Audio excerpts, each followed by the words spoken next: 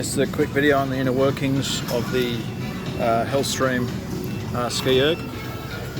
When you pull on the handles, the white rope here coils off this coil, and then the bungee cord coils back onto it again.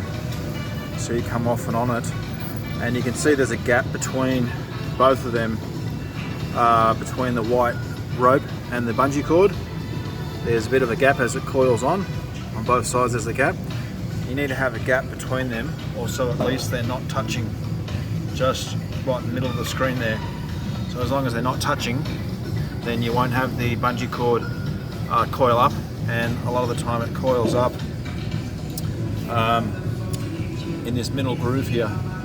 So the white cord, the white rope, rather than coil up on the spool, it actually coils up in between these two spools in that middle section. So you just got to pull this side cover off, and then just untangle it, pull the white rope back out again, and just coil it along. And then you can just take off the bungee cord from this side when the handles are all the way up, and you've got a little knot in the let me see if I can show you this. There's a little knot there in the bungee cord down in here in this groove.